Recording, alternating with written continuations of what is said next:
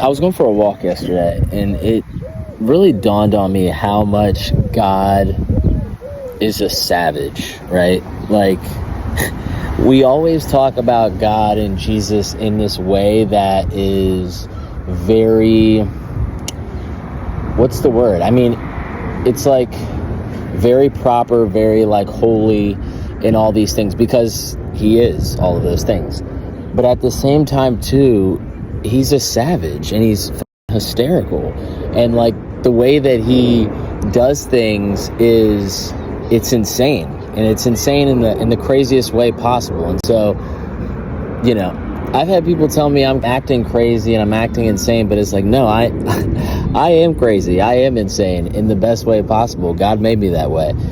So I was doing a little bit of reflecting on, it's Sunday right now, and so I like to try to spend a little bit of time with God every Sunday, even if it means just saying my three prayers. But other times I like to dive deeper into certain topics. One of the topics I was diving into today is this Trappist monk. Okay, his name's Thomas Merton. Say what you just said, Mom. Thomas Merton is a very... No. How did this start? Okay, it started with Thomas Merton died in Burma. He was electrocuted with an electric fan. It was hot over there. Okay, pause. And Theo says, who the fuck is Thomas Burma? And you said? You don't know anything. You don't know nothing.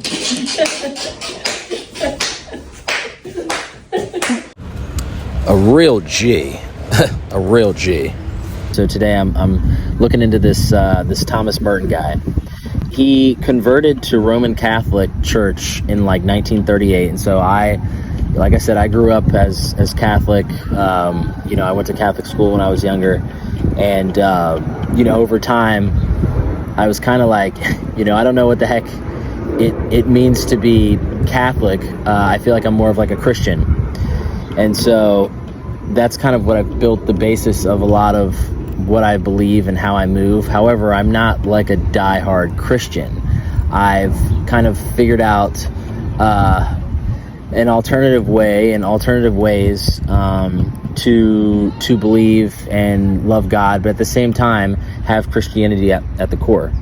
And so this Thomas Merton guy seemed like a really interesting guy. So he lived a life centered around prayer, silence, manual labor, and like writing. He wrote like 7 or 8 books, and one of the big things that he pushed was Christian mysticism. Okay, that was one of like the topics that he was known for. Mysticism to him, it wasn't about like extraordinary visions or supernatural experiences. It was more about direct awareness of God's presence through contemplative prayer, transformation of self through grace, like a movement beyond the ego, or what he sometimes called the false self, towards one's true self in God. Also like a union with God expressed through love, humility, and compassion.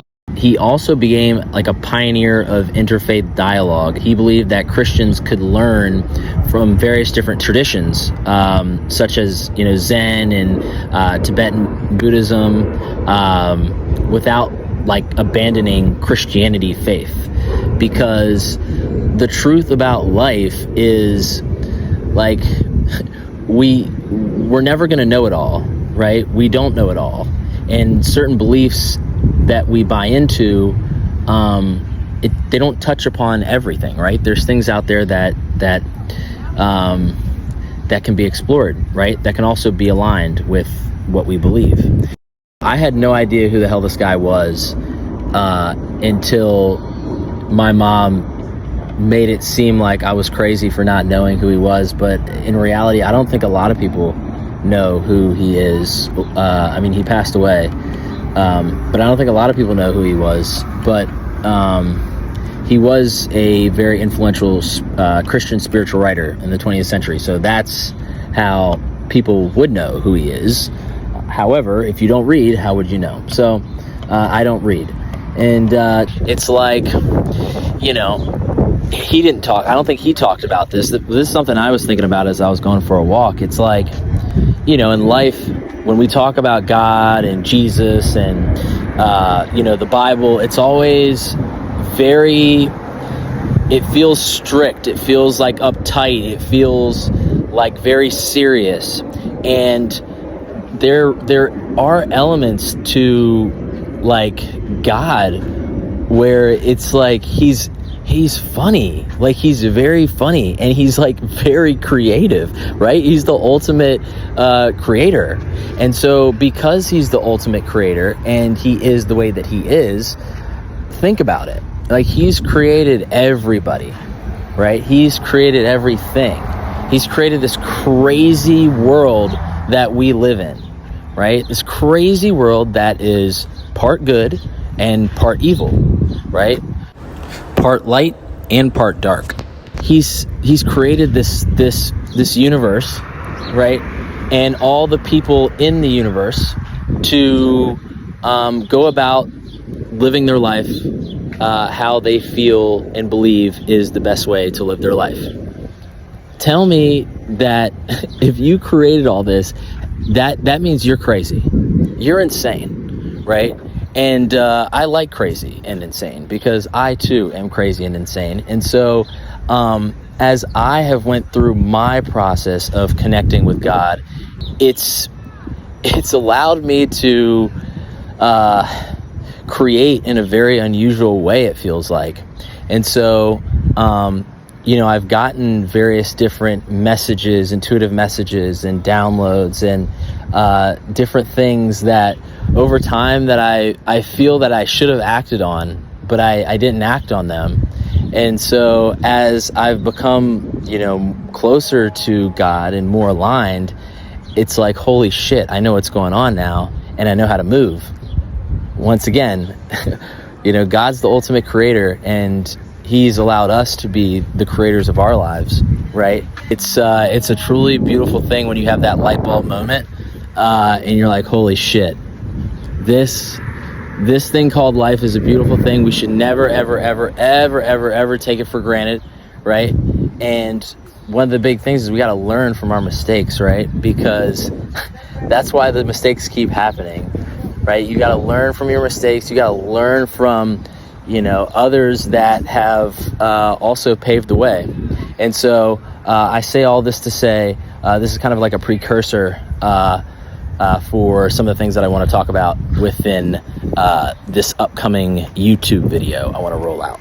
Being able to create, being able to invent is a beautiful thing. And being able to do that when you're working with God is on a whole other level where it almost doesn't even make sense. It's like, how is this happening? I say all that to say, this is, like I said, this is a precursor to some of the stuff I'm going to jump into during my this upcoming YouTube video. Stay tuned. Another thing, I talk a lot about WWJD, right? So what would Jesus do? And it's funny because as I went through my whole life journey up to this point, it wasn't until like a couple weeks ago where I typed in what would Jesus do online, and I come across this guy, Charles Sheldon. And so funny enough, he's the one who created the specific phrase, what would Jesus do, right? And he wrote a book called In His Steps. And this was back in 1896 when the book was published. And it was one of the best-selling Christian books of all time. And like millions of copies were sold and distributed. And so the whole book is about this whole thing around what would Jesus do. So a homeless man essentially interrupts a church service and challenges the congregation, and he points out that many Christians profess faith in Jesus but do not live in accordance to his teachings, especially regarding the poor and marginalized. And shortly after, the man dies, leaving a lasting impression on the congregation. The pastor, Henry Maxwell, challenges members of his church to take a commitment for 1 year. Before making any decision, ask, what would Jesus do? Then act accordingly. The novel follows several characters including a newspaper editor, a railroad executive, a singer, and others, as they try to live by this principle. Their decisions often require personal sacrifice, honesty, generosity, and concern for people in need. As they consistently ask WWJD, their lives, careers, relationships, and community begin to change. The book emphasizes that authentic Christian faith should shape everyday choices, not just Sunday worship. And so, this is wild. This is so wild to me because as I say all of this, this book, it's not based on a true story. It's fiction. It's fiction, which is wild because my life is not fiction and my life is a true story. So I just stumbled across this, like I said, a couple weeks ago. Like, I'm kind of, in a way, I'm kind of an experiment. That's really what it feels like. It feels like my life is an experiment in a way. And so, let's talk a little bit more about Charles. The phrase WWJD became especially popular in the 1990s, okay?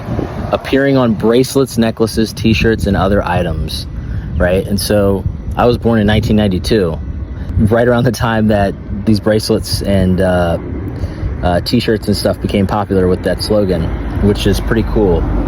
Charles Monroe Sheldon was an advocate for racial equality, although he is remembered primarily for in his steps in the WWJD movement. This dude, Charles Monroe Sheldon's a fucking G. Dude, he's a G. My nigga Charles. That's nigga with the H. Nigga heaven.